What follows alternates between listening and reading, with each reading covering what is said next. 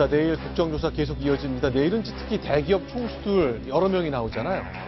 자리 다툼이 있다는 건 좀 무슨 얘기인지 모르겠네요. 네. 일단 국정조사에 총수들이 나오는데 네. 이 화면으로 생중계가 되지 않습니까? 그런데 이 화면에 나오는 그 자리도요.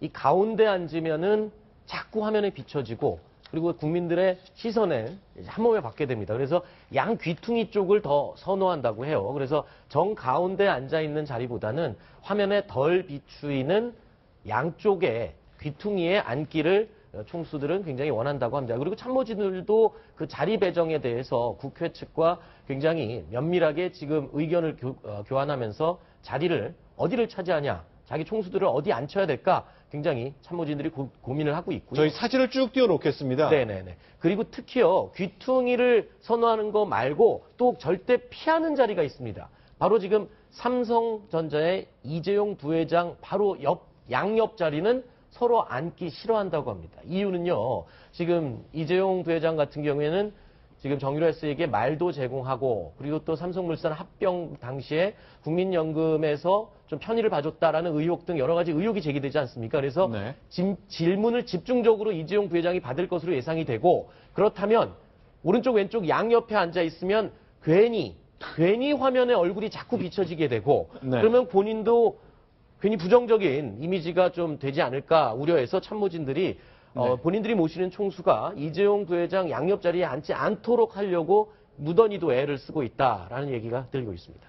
또 이제 연령도 좀 고려가 된 것 같네요. 고령의 정몽구 회장 그리고 손경식 CJ 대표이사 이런 분들 양쪽 곁에 앉고 있거든요. 예, 그렇습니다. 그리고 또 정몽구 회장의 경우에는 지금 네. 증인 참석으로 왔었던 증인 가운데 네. 가장 고령이거든요. 그래서 만일을 대비해서 구급차도 대기를 시키고 그리고 건강 상태를 매번 체크를 참모진들이 하고 있다라고 이야기가 들리고 있습니다. 자, 그런데 여러 가지 이제 글쎄요. 야당 의원들의 질문 수위를 보니까 굉장히 공격적인 질문이 예상됩니다.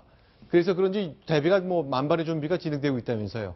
아무래도 이게 예를 들어서 방송을 좀 했었던 임원들까지 불러놓고 7분 시간 타이머 맞춰놓고 거기에 맞춰서 질의응답하는 훈련도 해야 되고요. 그리고 돌발 질문 같은 것도 예상을 해서 거기에 대해서 어떻게 대답을 할 것이냐 이런 것들.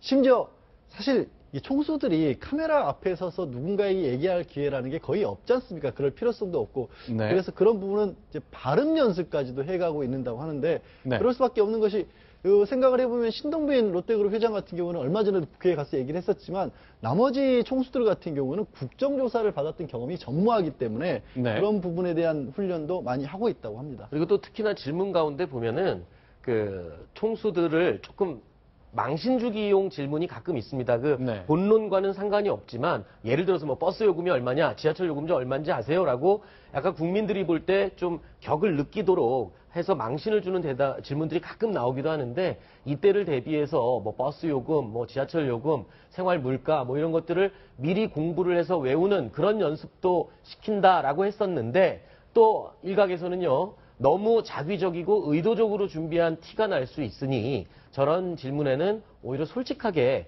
모르면 모른다라고 대답을 하는 게 더 좋지 않겠냐 이런 내부 참모진들의 의견도 나오고 있다고 합니다.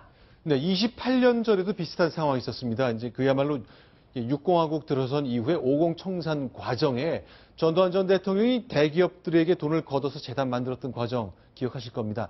정주영 현대그룹 명예회장이 증인으로 출석해서 다양한 얘기를 한 것 기억하시죠? 그 장면 저희가 영상으로 편집해봤습니다. 소개합니다. 자기 돈 내는 것은 자기 능력에 맞게 내는 것은 부정이라고 생각을 하는데. 아니, 6.29 선언이 있기 이전부터 왜 증인은 바른 말씀을 하시지 않았는가 하는 점에 관해서 질문을 하고 있습니다. 우리는 좋습니다. 그런 용기를 가지고 있지 못한 것을 죄송하게 생각합니다.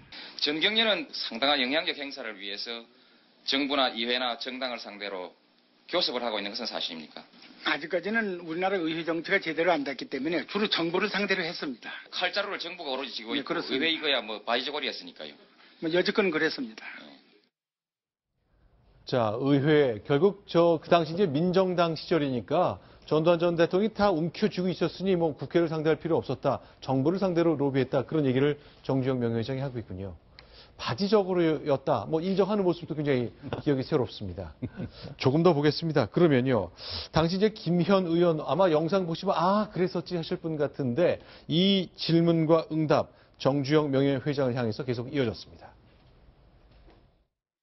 23억 제일 첫 번에 거둔 것은 자진해서 냈다. 2차까지도 100억 정도 걷는 줄 알고 자진해서 분명히 냈다. 3차는 어쩔 수 없이 냈다. 4차는 시류에 따라서 기업인들이 어쩔 수 없이 낸 거다. 이렇게 말씀을 하셨습니다. 맞습니까? 내 생각 그대로 그렇게 얘기를 했어요. 그대로입니까? 네. 우리 장 증인께서는 어떻게 생각하십니까? 그 당시 전체를 다 강제성은 전혀 없었다고 말씀을 하셨습니다. 그 당시로 봐서는 저로서는 강제성이 없다. 내 자신은 차대 말고 2차, 3차 네. 그렇게 낸 거는 이를테면은 안 의원님이 말씀한 대로 정신적 강제성을 느꼈습니다. 근데 그건 분명히 해야 하는데 네. 사실은 안 내는 게 좋다고 생각했습니다. 그런데 무슨 이미개가 그러니까 결국 이제 5공화국 시대 1980년대에서도 분위기 때문에 결국 다 현대 회장 이런 분들이 다 쌍납하고 돈을 냈다 그런 뜻이겠군요. 예, 그때 당시에는 뭐 청와대에서 일단 부르면은 네. 돈 달라는 얘기구나 하고 돈을 준비하고 가던 시절이었고 지금하고는 좀 차이가 있을 것 같습니다. 보면은 지금 이번에 수사한 결과를 보면은 네. 대통령이 한 사람 한 사람 불러가지고 어떻게 보면은 뭐 어떤 애로점은 뭐가 있는지 사전에 모두 다 조사를 해가지고 또 네. 그거를 청취하고 이런 걸 보면은 이번 같은 경우에는 대통령이 야, 이 돈 빨리 내 이런 식으로 했다기보다는 나름대로 주고받기 식이 같이 네. 어우러진 거니까 과거의 전두환 정권 시절과는 좀 차이가 있는 거 아닌가 이런 생각을 해봅니다. 알겠습니다. 자, 내일, 오늘도 중요한 청와대 국정조사 진행됩니다만 내일은 대기업 총수 9명이 국회에 나옵니다. 자, 이번엔 5번째 순서로 넘어가겠습니다. 황순욱 차장 여기서 좀 인사를 드리겠습니다. 고맙습니다. 자, 순위 확인하고 돌아오겠습니다.